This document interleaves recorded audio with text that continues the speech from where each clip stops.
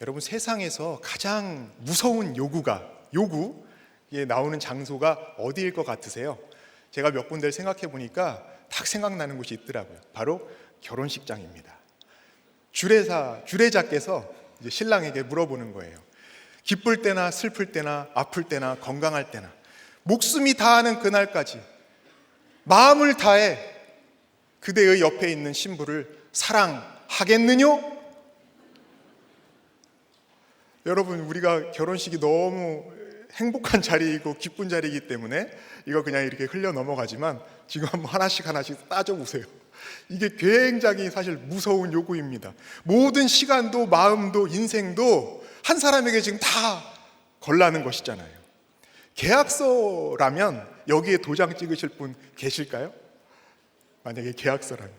그런데 그 자리에 있는 이 신랑은 단 1초의 망설임도 없이 그 질문에 대답합니다. 네, 아주 행복한 얼굴로. 저도 그랬습니다. 잠시 후에 펼쳐질 인생을 생각하지 못한 채 그 순간은 너무 좋은 거예요. 다 할 수 있는 것 같은 거예요.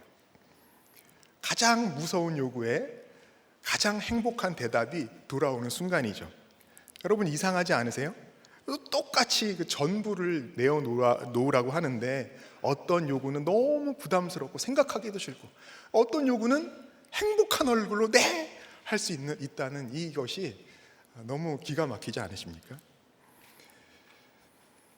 오늘 본문, 요즘 우리가 큐티하고 있는 신명기 오늘 본문에도 이런 요구가 하나 나옵니다. 바로 하나님이 요구하시는 거예요. 그것도 마음을 다하고 뜻을 다하여 라고 하십니다. 일부가 아니라 전부를 지금 우리에게 구하고 계신 것이죠. 하나님은 왜 일부가 아니라 전부를 우리에게 요구하실까요? 오늘 본문을 통해서 마음을 다한 사랑에 대해서 이 세 가지로 우리 함께 살펴보도록 하겠습니다. 마음을 다한 사랑 첫째는요, 우리의 행복이에요. 12절입니다. 이스라엘아, 내 하나님 여호와께서 내게 요구하시는 것이 무엇이냐? 곧 내 하나님 여호와를 경외하여 그의 모든 도를 행하고 그를 사랑하며 마음을 다하고 뜻을 다하여 내 하나님 여호와를 섬기고. 요구라는 말을 듣는 순간 우리 머릿속에는 계산기가 딱 펼쳐지죠. 와, 이것도 뭘 달라는 거지? 돈을 달라는 건가? 얼마를 달라는 거야? 내 시간을 달라는 거야? 얼마의 시간을 요구하는 거야? 뭘 줘야 되는 거지? 막 이제 우리 계산기가 돌아갑니다. 게다가 그 요구를 하시는 분이 하나님이시라면, 하나님의 요구라면 머릿속이 더 복잡해지는 거예요. 거절할 수가 없습니다. 하나님의 말씀이 청구서로 들리는 것이죠. 그래서 예배도 큐티도 봉사도 마치 숙제하듯 해야 되는 그 의무감을 가지고 책임감을 가지고 해야 되는 그러한 일이 되고 마는 것입니다. 드리기만 하다가 지쳐가는 그러한 신앙생활을 우리가 하게 될 수 있다는 말입니다. 그런데 여러분, 이 요구를 제대로 들으려면 12절의 첫 단어를 우리가 놓치면 안 돼요. 우리 번역에는 들어가지 않았는데 이 원문을 보면 이 12절의 첫 단어는 이스라엘아가 아니라 그 앞에 하나가 있어요. 뭐냐면 이제입니다. 이제가 있는 거예요. 이제 이스라엘아. 이 어디에 붙는 이제입니까? 금송아지를 만들었던 이스라엘 백성 앞에 붙어 있어요. 그리고 그 앞에서 하나님께서 손수 만들어 주신 언약의 돌판, 십계명이 쓰여진 그 돌판이 깨어진 그 이스라엘 백성 앞에 이제가 붙어 있는 것입니다. 그들은 늘 하나님을 불순종하고 하나님께 반역하고 애굽을 생각했던 그 백성 앞에 이제가 붙어 있는 거예요. 하나님은 이 백성을 멸하시지 않으셨습니다. 오히려 돌판을 다시 만들어 주시고 지금 넘어져 있는 그 백성을 다시 일으키셔서 일어나서 길을 떠나라, 일어나 길을 떠나라, 이렇게 다시 말씀해 주십니다. 바로 그 다음 말씀이 12절이에요. 이제로 시작하는 12절입니다. 하나님은 요구부터 하지 않으신 거예요. 하나님은 먼저 넘어져 있는 사람, 무너져 있는 백성을 다시 살려 놓으셨습니다. 우리가 순종해서 하나님의 백성 되는 것이 아니죠. 하나님께서 살려주셨기 때문에 이제 하나님의 백성답게 사는 것입니다. 그러면 그렇게 살려놓으신 하나님이 백성에게 무엇을 요구하시나요? 오늘 본문 보시면 경외하라, 행하라, 사랑하라, 섬기라, 지키라. 이 5가지나 지금 명령을 하고 계신 거예요. 그런데 이 5명령은 각자 따로 노는 숙제 5가지가 아닙니다. 모두 이 5개가 모두 한 방향을 지금 가리키고 있는 거예요. 어디예요? 마음을 다하고 뜻을 다하여. 마음을 다하고 뜻을 다하여. 하나님께서 구하시는 것은 5개의 행동이 아닙니다. 행위가 아니에요. 한 사람 한 사람의 그 온 마음, 전심을 지금 하나님께서 구하고 계신 거예요. 온 마음으로 하나님께 속해 있는 것, 전심으로 하나님께 딱 달라붙어서 떠나지 않는 것을 하나님께서 요구하고 계십니다. 그런데 왜 하나님께서는 이런 어떻게 보면 좀 이상한 요구를 지금 이 백성에게 하시고 계실까요? 13절입니다.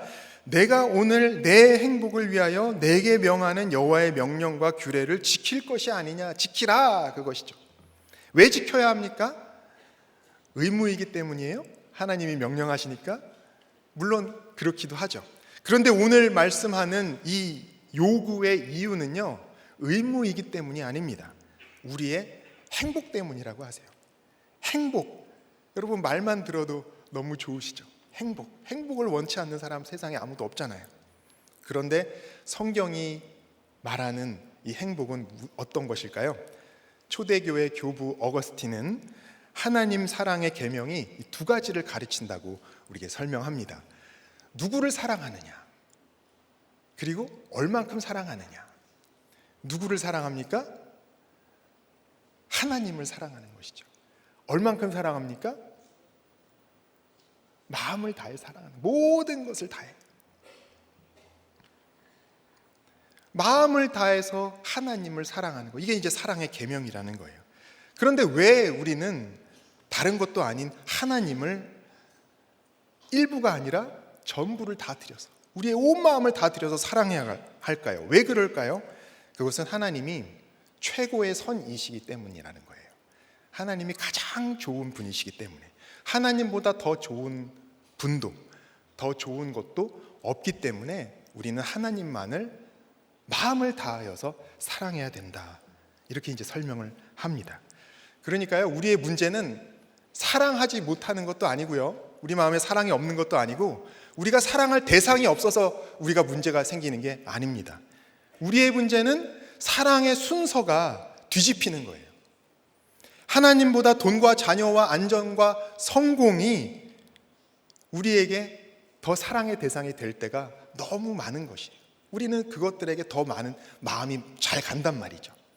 물론 그거 다 좋은 거예요. 귀한 것입니다. 우리가 마음을 다해 지켜야 되고 잘 가꿔야 되고 잘 사용해야 되는 것이죠. 하지만 아무리 좋은 것이라 하더라도, 아무리 귀한 것이라 하더라도 하나님보다 좋지 않습니다. 우상은요, 우리가 나쁜 것을 사랑할 때만 우상 숭배가 나오는 게 아니에요.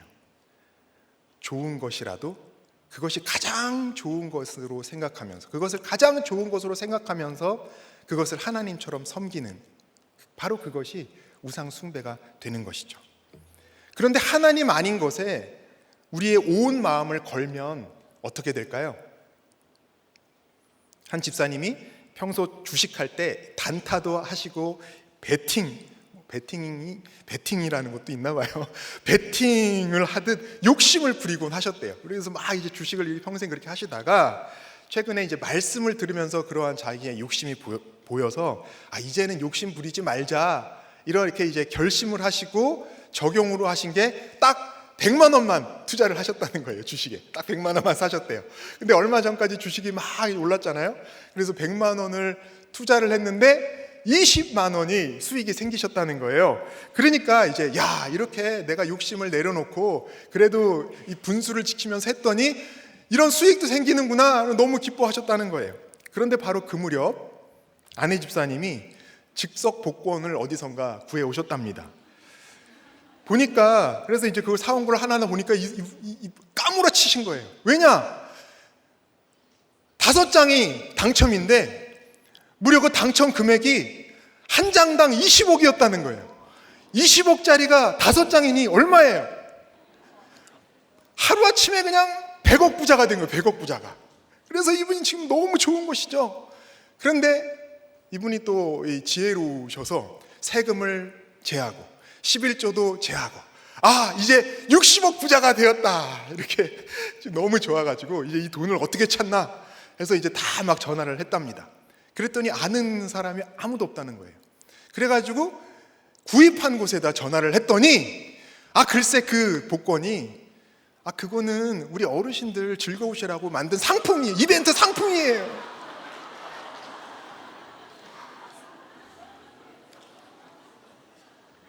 실제 돈으로 바꿀 수 없는. 제가 보니까 이 꽝보다 더 나쁜 거더라고요. 꽝은 꽝이라고 써있기라도 하잖아요. 그렇죠? 근데 20억이라고 써있는데 꽝이야. 얼마나 황당했겠어요. 그렇죠? 그런데 이 집사님이 목장에서 이렇게 고백하셨습니다. 제가 몇 시간 동안 60억 부자로 살아봤습니다. 그런데 60억이 생겼다고 생각하니까 오히려 마음의 평안이 없어지더라고요. 목장에서 이렇게 나누셨어요. 여러분, 통장에는 아직 1원도 들어오지 않았습니다. 그런데 그 생각만으로도 평안, 조금 우리 마음 가운데 남아있던 조금의 평안이 그냥 도망가 버린 거예요. 나는 욕심 안 부려, 이제는 말씀에 따라서 분수에 맞게 할 거야, 이렇게 우리가 생각을 하다가도 우리의 마음이 실제로 어디를 향해서 달려가고 있는지는 이런 사건을 겪으면 확 드러나는 것이죠. 여러분, 돈이 나빠서가 아니죠. 돈이 나빠서 그런 게 아니에요. 문제는 하나님이 아닌 어떤 것도 우리 온 마음의 무게를 감당할 수가 없기 때문에 그렇습니다. 돈이 아무리 좋은 것이고 아무리 힘이 센 것이라 하더라도 돈은 그냥 돈인 거예요. 우리 마음의 무게를, 우리 영혼의 무게를 감당할 수 없습니다. 거기에 전부를 걸면 그것이 무너지고 그것이 흔들리고 그것이 없어질 때 우리의 존재도 흔들리고 무너지고 없어질 수밖에 없는 겁니다. 내 행복을 책임질 수 없는 것에게 내 행복을 맡겼기 때문에 그런 것이죠. 그래서 하나님은 우리에게 오늘 온 마음을 요구하시는 거예요. 빼앗으시려고 그러는 게 아닙니다. 우리의 뒤틀린 사랑의 질서를 바로 세워서 가장 좋은 분을 가장 사랑하게 하시려는 하나님의 뜻인 거예요. 이것이 바로 내 행복을 위하여, 내 행복을 위하여라는 말씀의 뜻입니다. 그런데 여러분 한번 생각해 보세요. 가장 좋은 분을, 가장 좋으신 하나님을 가장 사랑하는 것, 이거 뭐예요? 이게 곧 거룩 아니겠습니까? 거룩은 구별된 것이잖아요. 하나님 편으로 구별된 것. 가장 좋은 하나님을 내 온 마음을 다해서 가장 사랑하는 것, 그것이 바로 거룩 아닙니까?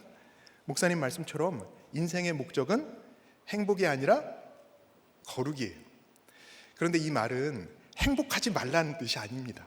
행복을 버리라는 게 아니에요. 행복은 나쁜 것이다, 이런 뜻이 아니에요. 이거 정말 이렇게 오해하시는 분들이 계시더라고요. 하나님이 오늘 말씀에 친히 뭐라고 말씀하십니까? 내 행복을 위하여, 내 행복을 위하여라고 그러시잖아요. 행복이냐 거룩이냐 둘 중 하나를 골라야 된다, 이런 말이 아닙니다. 이것은 순서를 말하는 거예요. 우선순위를 말하는 거예요.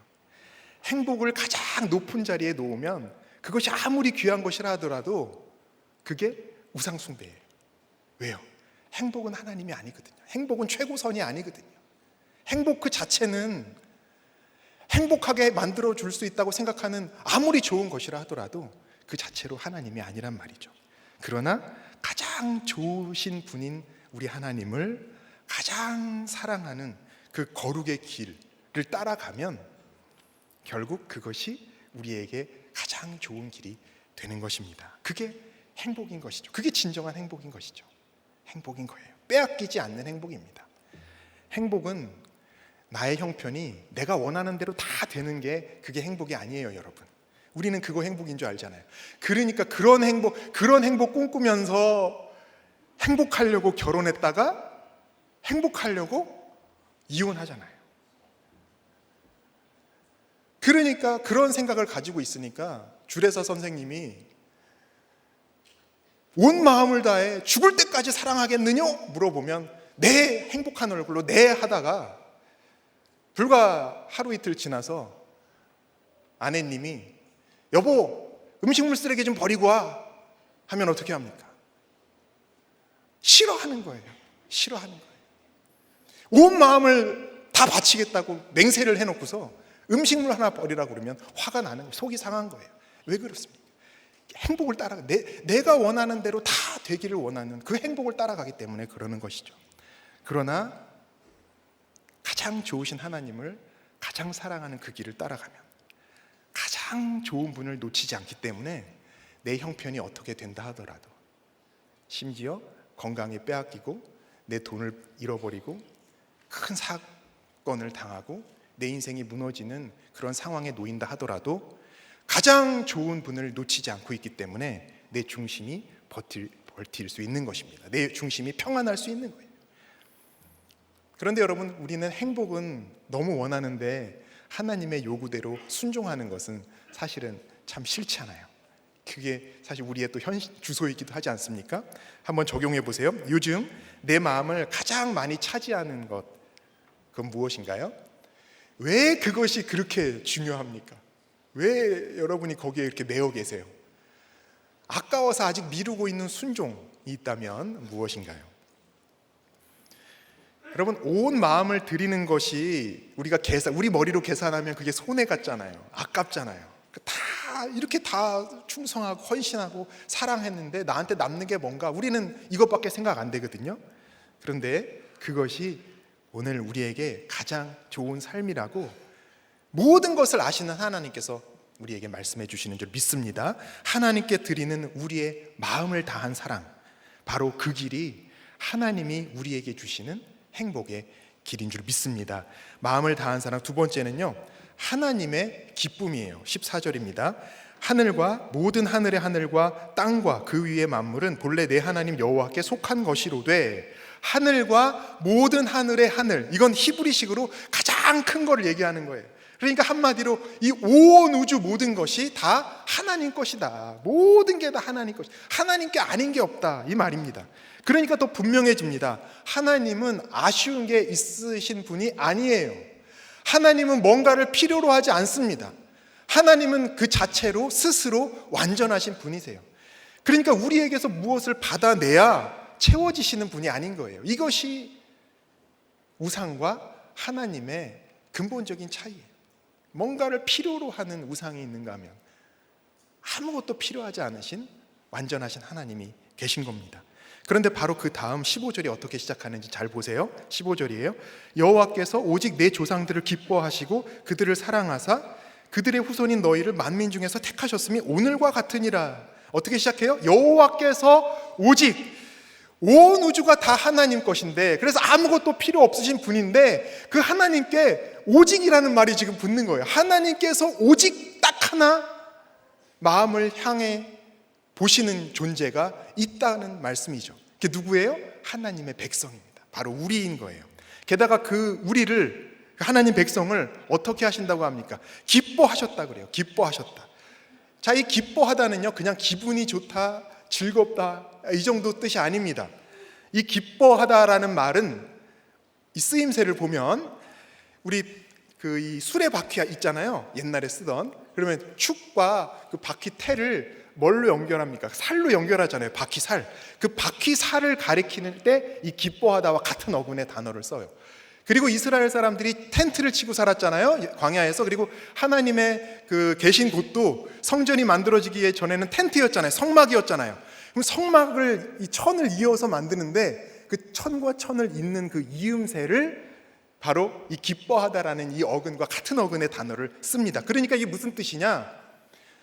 이 기뻐하다는 기분이 좋다라는 뜻이 아니라요, 같이 연결돼 있고 싶다라는 그 뜻이에요. 같이 묶여 있고 싶다, 같이 붙어 있고 싶다. 그래서 다른 곳에서는 이걸 연연하다라고 번역했습니다. 연모하는 거. 그러니까 뭐예요? 여러분 생각해 보시면 우리가 왜 결혼하려고 합니까? 좋아하다가, 연애하다가 왜 결혼하려고 그래요? 와, 우리 너무 이렇게 좋으니까 잠시라도 떨어져 있기가 싫어. 우리 이제 그냥 같이 살자. 안 떨어져서 붙어 살려고 결혼을 결심하고 생각하고 하잖아요. 지금 바로 그 마음이에요. 떨어지기 싫어하는 마음. 그것이 하나님의 기뻐하심이에요. 온 우주를 가지신 하나님께서, 아무것도 필요하지 않으신 하나님께서 딱 하나 같이 붙어 있고 싶은 존재가 있으니 그게 바로 우리인 것입니다. 더 놀라운 게 있어요. 하나님이 이 백성을 마지못해 선택하신 게 아니라는 거예요. 어쩔 수 없이 하나님의 책임감과 의무감과 하나님의 신실하심, 하나님의 충성으로 어쩔 수 없이 지고 계신 게 아니라는 겁니다. 우리는 신앙생활 하다 보면 가끔 그런 생각할 때 있죠. 하나님, 이제 우리가 좀 잘못하고 있을 때 그래도 어떻게 생각합니까? 하나님이 그래도 나를 버리지는 않으실 거야. 그런데 나 같은 사람을 데리고 가시려니까, 참아주시려니까 우리 하나님 너무 힘드실 것 같아. 너무 힘드실 것 같아. 겨우겨우 나를 데리고 가시는 것이겠지, 이런 생각할 때 있단 말이죠. 이것도 믿음의 고백 아닙니까? 그런데 오늘 본문은 거기서 멈추지 않아요. 한 걸음 더 나아가서 하나님이 기뻐하고 사랑하사, 기뻐하시고 사랑하사, 억지로 하나님이 참아주시는 것이 아니라 기뻐해 주시고 사랑해 주신다고 말씀합니다. 그렇다면 도대체 하나님 왜 이렇게 하실까요?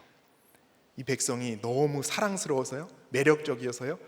이 백성이 하나님의 사랑받을 자격이 다 있어서요? 아니에요.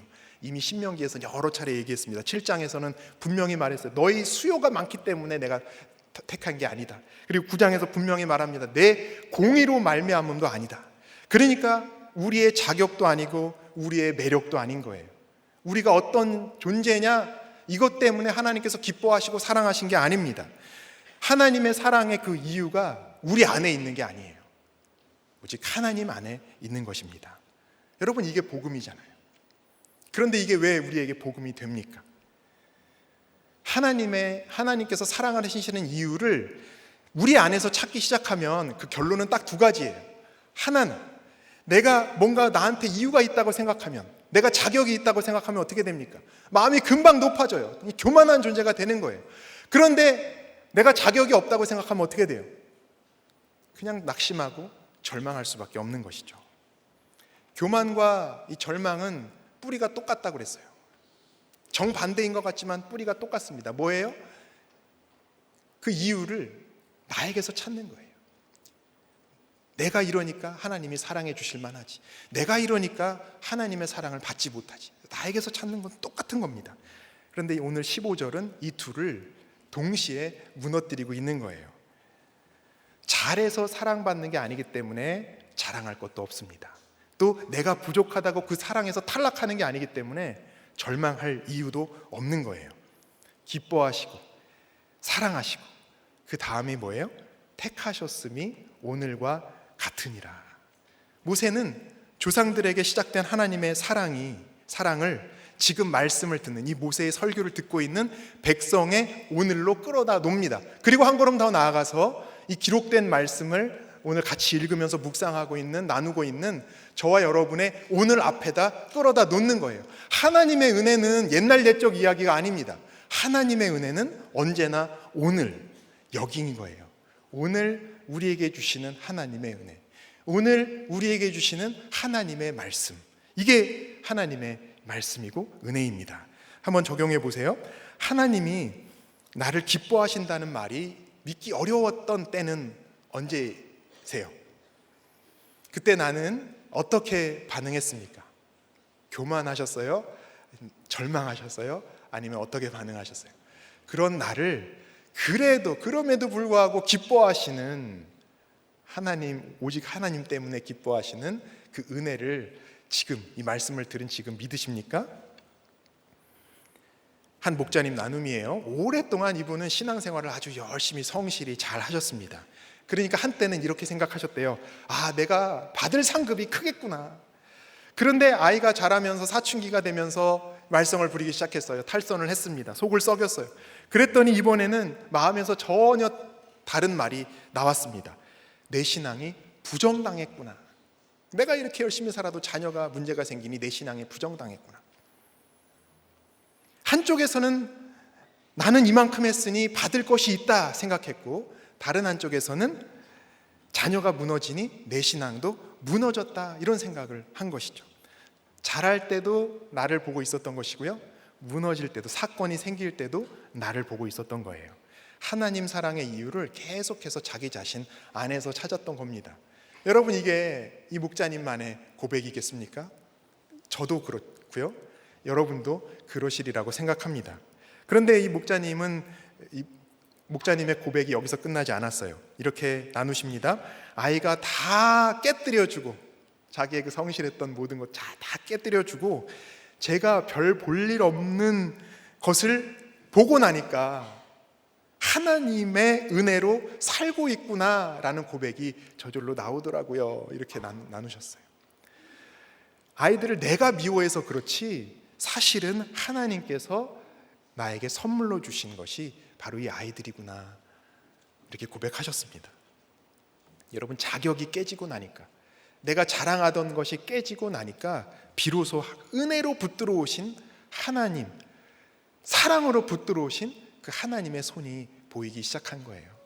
그러니까 여러분, 우리의 확신과 우리의 경험과 우리의 이런 자격, 우리의 교만함을 깨뜨려주는 이 사람이 오고 사건이 오는 게 절대로 저주가 아닌 것이죠. 그 고난이 유익인 거예요. 왜요? 늘 내 자신을 바라볼 수밖에 없는 나의 눈을 돌려서 가장 좋은 분이신 하나님을 바라보게 해주기 때문입니다. 그런데 여러분, 12절 앞에서 읽은 우리 12절과 15절을 한번 나란히 놓고 한번 보세요. 놀라운 순서가 하나 보입니다. 12절에서는 우리에게 뭐라고 그러셨어요? 사랑하라 요구하셨잖아요. 그런데 15절에 와보니 그 명령보다 먼저 있었던 일이 있었죠. 하나님이 먼저 사랑하신 거예요. 기뻐하시고 사랑하시고 택하셨습니다. 기뻐하시고 사랑하사 택하셨다. 사도 요한이 요한일서 4장 19절에서 이것을 한 문장으로 정리합니다. 우리 같이 한 목소리로 읽겠습니다. 우리가 사랑함은 그가 먼저 우리를 사랑하셨습니다. 우리가 사랑함은 하나님이 먼저 우리를 사랑하셨기 때문이라고 말씀하는 거예요. 여러분, 오늘 설교 제목이 마음을 다한 사랑이잖아요. 지금까지 우리가 하나님께 드릴 사랑만 생각하셨을 거예요. 내가 하나님을 더 사랑해야 되는구나, 하나님이 그렇게 명령하시니까 그렇게 사랑해야 되나 보구나. 맞습니다. 우리 그렇게 사랑해야 되죠. 그런데 그보다 먼저 마음을 다하신 분이 계신 거예요. 예레미야 32장에서 하나님이 자기 백성을 향해서 이렇게 말씀하십니다. 41절이에요. 내가 기쁨으로 그들에게 복을 주되 분명히 뭐라고요? 나의 마음과 정성을 다하여 그들을 이 땅에 심으리라. 여러분, 이 말을 듣는 이 백성은요, 지금 모범생이 아니에요. 하나님께 잘 순종하고 하나님을 기쁘시게 하는 삶을 살고 있는 백성이 아닙니다. 요시야 이후의 백성 상태예요. 이미 심판을 받고 있는 백성이에요. 이미 악이 차고도 넘친 그 백성이에요. 하나님께서 다루시지 않을 수 없을 만큼 완악한 백성입니다. 근데 이 백성들을 향해서 하나님께서 지금 뭐라고 말씀하시는 거예요? 기쁨으로 마음과 정성을 다해서, 하나님이 마음과 정성을 다해서 이 완악한 백성을 다해서 그들을 이 땅에, 약속의 땅에 심어두겠다고 약속해 주시는 것입니다. 우리는 하나님이 우리에게만 마음을 다하라고 요구하시는 줄 알았어요. 그렇게 또 살 때가 너무 많습니다. 우리는 이기적이기 때문에, 자기중심적이기 때문에 알다가도 실제 생활에서는 그런 채 살아가잖아요. 그런데 하나님께서 먼저 마음을 다하신 거예요. 이걸 절대로 잊으면 안 되겠습니다. 우리가 하나님께 마음을 드리기 전에 하나님께서 먼저 우리에게 마음을 두신 거예요. 마음을 다한 사랑 세 번째는요, 그래서 언약의 성취입니다. 16절이에요. 그러므로 너희는 마음의 할례를 행하고 다시는 목을 곧게 하지 말라. 그러므로 그러니까 마음의 할례를 행해야 하나님이 비로소 우리의 하나님이 되신다, 이런 말씀이 아니에요. 이런 말씀이 아닙니다. 오히려 반대입니다. 신명기는 지금 오늘 읽은 우리 본문에서도 계속해서 뭐라고 그러세요? 내 하나님 여호와, 내 하나님 여호와. 지금 이 말 안 듣는 백성을 향해서, 애굽만 생각하고 있는 백성을 향해서 계속해서 하나님은 한 번도 내 하나님 여호와라는 이름을 스스로 버리신 적이 없어요. 기뻐하시고 사랑하시고 택하셨으므로, 그러므로 이제 마음까지 하나님께 속하라 이렇게 말씀해 주시는 것입니다. 여러분, 그런데 왜 허구 많은 단어, 허구 많은 이미지 중에 왜 하필 이 할례를 하나님께서 선택하실까요? 피가 있고 고통이 있는 그 할례를 왜 선택해서 여기서 말씀하실까요? 15절에 그 조상이 나오고 후손이 나오는데요, 이것은 창세기 17장에 아브라함 언약을 떠올리게 합니다. 하나님이 아브라함에게 이렇게 말씀하세요. 너와 내 후손의 하나님이 되리라, 이렇게 언약을 맺어 주시면서 그 언약의 표로 주신 게 바로 이 할례인 거예요. 그러니까 할례는 나는 이제 언약의 하나님께 속했다라는 그 징표입니다. 사인인 거예요. 난 하나님의 백성이야. 하나님과 언약을 맺은 백성이라는 그 표시입니다. 그런데 오늘 본문은 그 표를 어디에다 하라고 합니까? 몸이 아니라 마음에다 하라고 하는 거예요. 언약의 표가 몸에만 남아있으면 안 된다는 것이죠. 몸의 표가 잘못됐다는 뜻이 아닙니다. 우리가 직분이 잘못되었고 신앙의 경력이 잘못되었고 모태신앙이 문제고 이런 말씀을 하시는 게 아니에요. 그러나 그러한 것들이, 겉으로 보여지는 그러한 것들이 우리 마음의 순종을 대신할 수 없다는 것이죠. 우리 마음의 불순종을 가려줄 수 없다는 겁니다. 마음의 할례는 하나님의 말씀을 밀어내고 하나님의 말씀에 맞서는 우리의 완악함을 잘라내라는 거예요. 내 마음에 있는 나의 완악함을, 말씀을 향한 완악함을 잘라내라는 것입니다. 이 마음의 할례의 반대는 따라서 뭘까요? 목이 곧은 거예요. 목이 곧은 백성, 목이 곧은 거. 이 목이 곧다는 것은 주인이 멍에를 같이 일하자고 멍에를 씌우려고 하는데 그 멍에를 안 쓰려고 고개를 뻣뻣이 세우는 그 소의 모습입니다. 그러니까 목이 곧은 사람은요, 고개를 못 숙이는 게 아니에요. 안 되는 게 아닙니다. 원하지만 할 수 없는 게 아니에요. 그것은 고개를 안 숙이는 거예요. 의도적으로 거스르는 겁니다. 의도적으로 맞서는 거예요. 언제 그렇습니까? 말씀이 나의 계산과 나의 이익과 나의 판단과 부딪힐 때, 그때 딱 목을 곧게 하는 것이죠. 배우자의 말이 듣기 싫을 때, 목장에서의 그 겉면이 거슬릴 때, 그때 딱 귀를 막는 모습이 바로 목이 곧은 모습입니다. 말씀이 나를 읽어야 되는데, 그래서 내가 좀 변해야 되는, 내가 회개하고 변해야 되는데 내가 말씀을 읽고 판정하는 것이죠. 말씀이 이렇고 저렇고 판정하는 거예요. 요시아도요, 지난주에 우리 설교 여러분 들으셨지만 요시아도 옷은 바꿨지만, 변장을 해서 옷은 바꿨지만 그 길은 바꾸지 않았어요. 그러니까 어제 순종했다 그래도 오늘 내 판단이 맞는 것이 아니라는 겁니다. 어제의 순종을 오늘의 정답으로 우기면 그것이 하나님을 거스르는 자기의 의가 되고 마는 겁니다. 여러분, 굳은 마음을 잘라내려고 애써 보셨습니까? 여러분들 마음 안에 있는 여러분들의 그 굳은 마음을 잘라내려고 애써 보셨어요? 여러분들 매일 큐티 하실 때마다 애쓰시는 줄 알아요. 또 목장에서 치열하게 나누시면서 그렇게 어떻게든 좀 잘라보려고 애쓰시고 노력하시는 줄 압니다. 주일 예배에 나와서 말씀을 들으면서 회개하려고 그렇게 애쓰시는 거 알아요. 그런데 여러분, 우리가 아무리 노력하고 힘쓰고 애써도 우리 마음 가운데 있는 그 교만함이 꺾어지던가요? 우리 미움이 뿌리채 없어지던가요? 우리의 원망과 불평이 완전히 사라지던가요? 우리의 높은 그 자존심이 완전히 무너지던가요?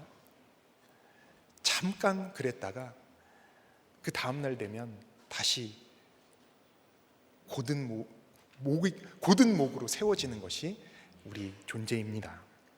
그런데 바로 이 한계의 자리에서 신명기 30장 6절이 열립니다. 6절 말씀이에요. 내 하나님 여호와께서 내 마음과 내 자손의 마음에 할례를 베푸사 너로 마음을 다하며 뜻을 다하여 내 하나님 여호와를 사랑하게 하사. 여러분, 이것이 바로 언약의 성취입니다. 우리에게 온 마음을 요구하시는 그 하나님께서 그 마음 자체를 친히 새롭게 하시는 거예요. 우리가 할 수 없으니까 하나님께서 친히 새롭게 하셔서 하나님을 사랑하게 하시는 겁니다. 약속해 주시는 거예요. 10장, 오늘 본문 10장에서는 마음의 할례를 행하라 이렇게 명령하셨는데, 이제 잠시 후에 우리가 큐티로 묵상하게 될 30장에서는 내가 마음의 할례를 베풀겠다 약속해 주시는 것이죠. 하나님의 명령이 하나님의 약속으로 깊어지는 겁니다. 여러분, 은혜가 순종을 없애는 게 아니에요. 은혜가 내려졌다고 해서 내 순종이 없어지는 게 아닙니다. 은혜는 순종할 마음을 새롭게 해주시는 거예요. 새로운 마음을 주시는 겁니다. 힘을 주시는 거예요. 거룩이 행복을 없애는 게 아니에요. 거룩은 진짜 행복할 수 있는 그 길을 열어주는 것입니다. 우리는 가장 가까운 사람조차 내 힘으로 사랑하지 못하죠.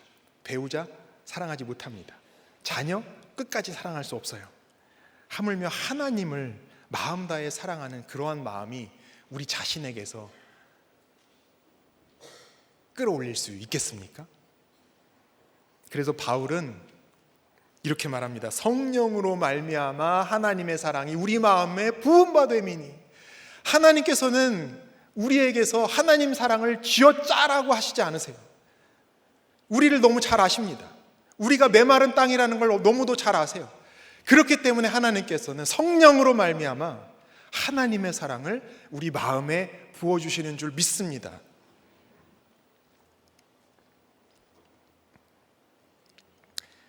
우리는 날마다 말씀에 수술대에 누울 수밖에 없어요. 그래서 사랑할 수 없는 우리의 모습을 보면서 말씀에 수술대에 누울 수밖에 없습니다. 내가 고칠 수 없는 그 굳은 마음, 하나님께 내어놓으라는 것이죠. 그래서 골로새서 2장은 이것을 손으로 하지 아니한 할례라고 말해요. 손으로 하지 아니한 할례. 그리스도와 함께 죽고 그리스도와 함께 사는 그 신비한 연합 안에서 우리 손으로는 절대로 할 수 없는 이 마음의 할례를 하나님께서 행해 주시는 줄 믿습니다. 그리고 우리의 이렇게 하나님께서 새롭게 해주신 이 새 마음은요, 반드시 사람을 향하게 되어 있어요. 오늘 큐티 본문 우리가 설교로 보진 않았지만 17절 이하에 보시면 하나님은 고아와 과부를 위해서 정의를 행하시고 또 나그네를 사랑하시면서, 그러면서 백성에게 너희도 나그네를 사랑하라 이렇게 말씀하시잖아요. 마음의 할례는 내 마음 안에서 끝나지 않습니다. 받은 사랑이 내 옆에 있는 사람에게로, 가족에게, 지체에게, 또 이웃에게 흘러가는 겁니다. 그런데 그것이 꼭 나를 사용하는 건 아니에요. 내게도 유익이 있습니다. 어떤 유익이냐? 사람을 만나야 내 마음의 실체가 드러나는 거예요. 혼자 있을 때 우리는 우리 자신의 모습을 절대로 볼 수 없습니다. 우리의 한계를 보기가 너무 어려워요. 잘 안 보이던 그런 굳은 마음을 하나님께서 이 말씀과 공동체를 통해 드러나게 하시는 것이죠. 다른 사람과의 그 관계 속에서 갈등과 문제와 부딪힘을 통해서 다른 것이 아니라 나의 굳은 마음을 하나님이 드러내시는 거예요. 왜요? 수술해 주시려고, 고쳐주시려고, 살려주시려고, 그 마음에 할례를 행해 주시려고 하나님께서 드러나게 해주시는 것이죠. 그래서 우리의 사랑은 사람을 향해서 나아가야 되는 겁니다. 이번 주에도 또 이런 고백이 있었는데요. 한 목자님이 최근 그 권찰님께 무릎을 꿇고 회개를 하시면서 사과를 하셨대요. 왜 그러셨나 보니까 내 의가 너무 강하다는 게 이제 깨달아지신 거예요. 그러면서 같이 사는 사람이 너무 힘들었겠구나라는 게 너무 이제 이 마음이 막 찔리듯이 해서 회개하는 마음으로 권찰님께 무릎을 꿇으셨다는 겁니다. 그런데 여러분, 이렇게 회개하고 깨닫고 또 적용으로 무릎까지 꿇었으면 어때야 됩니까? 마음에 평안이 있고, 이제 회개했으니까 기쁘게 즐겁게, 딱 우리 그런 모습 기대하시잖아요. 그런데 그렇게 하고 났는데 오히려 더 기운이 쭉 빠지고 마음이 더 무거워지더라는 거예요. 너무 이상해가지고 이제부터 진짜 심각한 고민을 시작하신 것이죠. 그래서 이제 계속 생각하다가 깨달으신 게 뭐냐? 지금까지 자기를 움직여온 힘이 무엇인지 발견하셨다는 거예요. 내가 나를 정말로 사랑하는 사람이었구나. 정말 이 다른 사람에게 잘합니다, 괜찮습니다, 이렇게 인정을 받아야 내가 거기서부터 힘을 받아서 살아갈 수 있는 사람이었구나. 그것이, 그 사람들의 칭찬과 인정이 내 에너지였구나. 그러니 내가 나를 우상으로 삼고 살던 사람이구나 라는 것을 깨달으신 것이죠. 그래서 이제 권찰님하고 대화를 나누는 가운데 권찰님이 이렇게 얘기를 하신 거예요. 그래, 당신은 자신을 너무 사랑해. 이렇게 얘기를 하신 거예요. 근데 여러분 이미 그거 깨달으셨잖아요. 그렇죠? 그래서 무릎까지 꿇으셨잖아요. 그리고 마음이 무거워져가지고 또 생각하시면서 내 자기애가 얼마나 센지를 깨달으신 거잖아요. 자, 그러면 아내가 당신은 자기를 진짜 사랑하는 것 같아. 그러면 뭐라고 말해야 돼요? 맞지, 그래, 내가 그렇다니까 이래야 되죠. 근데 지금도 보세요. 여자분만 지금 대답하시잖아요. 남자분은 입을 안 벌리세요. 그냥. 여러분, 머리로는 우리도 다 안답니다. 머리로는요 다 알아요. 아내님께서 맞는 말씀 하시는 거 알아요. 그래서 옳습니다, 그래요, 제가 그렇죠, 해야 되는 건 머리로는 아는데 여기서 여기까지 안 나와요. 안 나와. 나오기가 싫은 거야. 이거 나오면 막 큰일 날 것 같아. 그냥 지구가 무너질 것 같은 거예요. 그러시죠? 남자의 한계. 그런데 여러분, 이런 남자에게 가정을 맡기신 거예요. 가장으로 세워주신 것이죠. 가정의 머리로 세워주셨어요. 이게 진짜 구속사 아니겠습니까? 진짜 구속사 아니겠어요? 우리 남자분들 열심히 말로 시인하시고 인정하시고, 그러게요, 그렇지, 내가 그래, 이거 진짜 좀 잘 하십시다. 저도 그렇고요. 그거 진짜 못해가지고 우리가.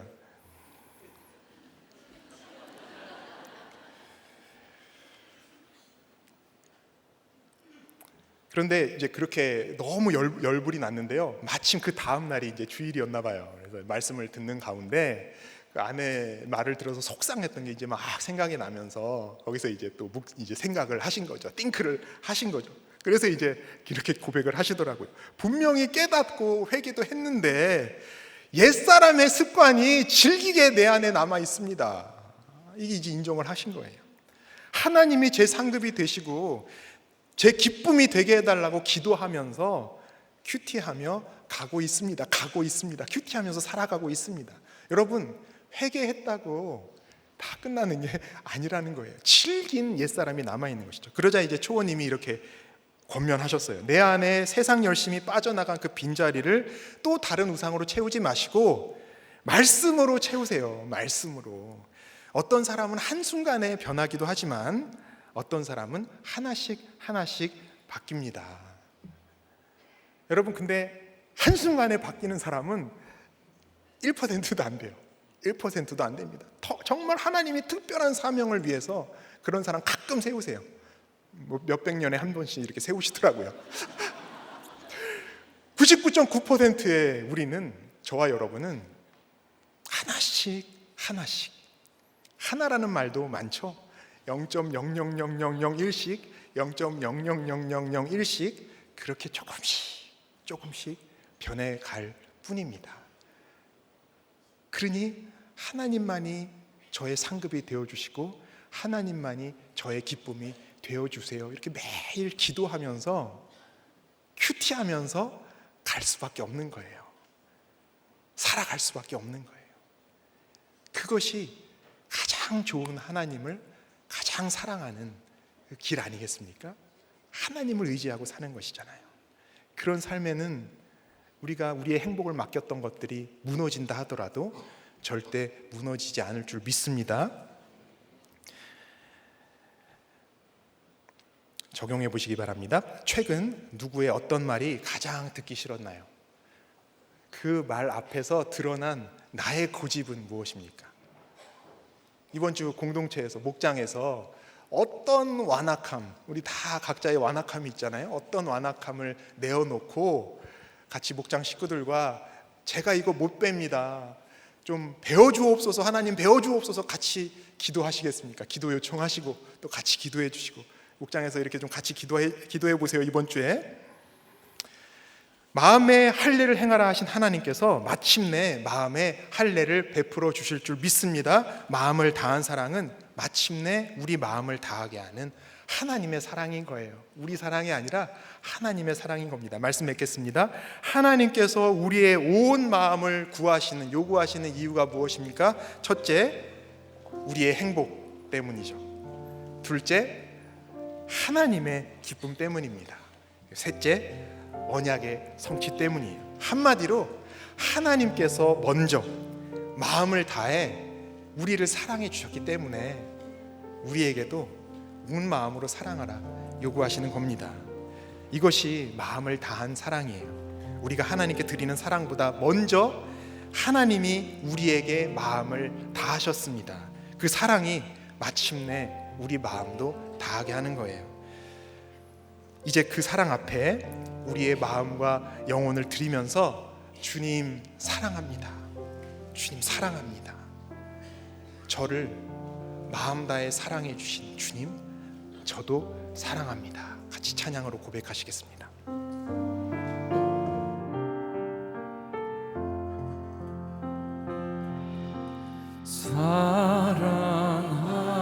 사랑합니다. 나의 위로 되신 주, 고통의 눈물 닦아주신 자비하신 아버지,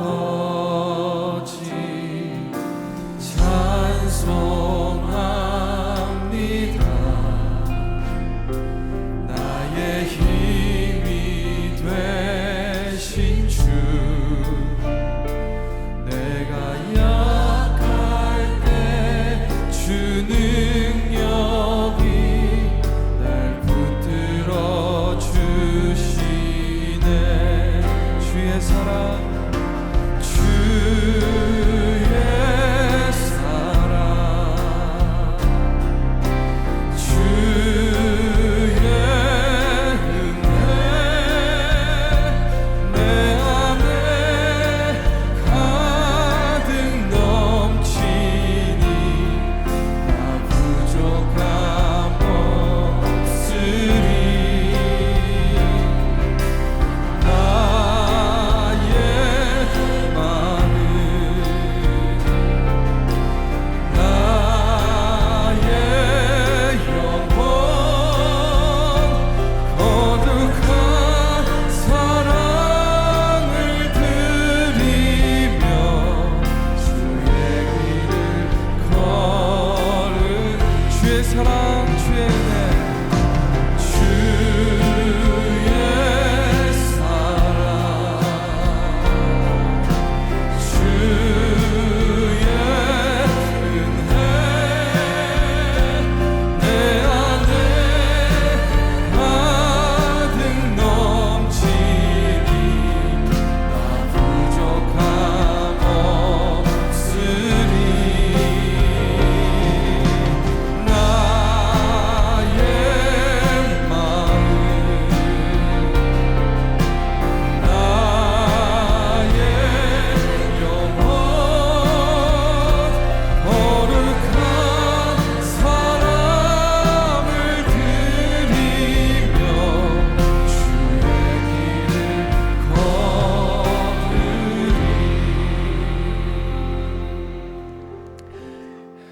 나의 위로 되신 주님 사랑합니다. 사랑합니다. 주님 사랑합니다. 주님을 마음 다해 사랑하지 못하는 죄인이지만 이런 저를 먼저 마음 다해 사랑하신 주님의 사랑을 의지하여서 고백합니다. 주님 사랑합니다. 주님 사랑합니다. 저희의 마음을 받아 주시옵소서. 이 시간 함께 기도하실 때 우리의 곧은 목과 굳은 마음을 회개하십시다. 우리 힘으로는 이 굳은 마음을 고칠 수 없음을 고백하십시다. 주님, 제가 못 뺍니다. 주님이 베어 주시옵소서. 약속하신 대로 저희 마음에 할례를 베풀어 주시옵소서. 주님을 마음 다해 사랑할 수 있도록 저희의 마음을 새롭게 하여 주시옵소서. 아직 이 사랑을 알지 못하는 가족과 이웃을 품고 기도하십시다. 그 이름을 부르며 그 얼굴을 떠올리며 먼저 마음을 다하신 하나님의 사랑이 그 영혼에게 닿게 해달라고 기도하십시다. 내일부터 진행되는 대구 목회 세미나를 위해 함께 기도하십시다. 성령으로 하나님의 사랑을 충만히 부어 주시옵소서. 오늘부터 나흘 동안 말씀 전하실 우리 목사님 붙들어 주시고 섬기시는 모든 손길을 위해 은혜를 더해 주시기를 함께 기도하십시다. 선교사님들과 북한의 성도들 그리고 우리나라 위에서도 다 함께 우리를 마음 다해 사랑하신 아버지의 이름을 부르며 함께 기도하시겠습니다. 아버지, 아버지, 아버지, 아버지, 아버지, 주시옵소서. 아버지, 먼저 마음을 다해서 하나님 하나님의 사랑 살아날 수 있도록 주님을 아버지 아버지 주님의 은혜가 항상 하나님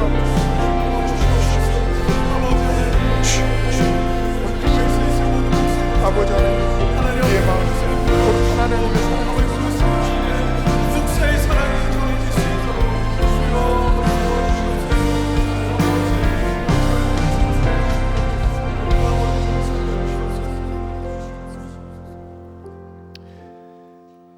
하나님 아버지,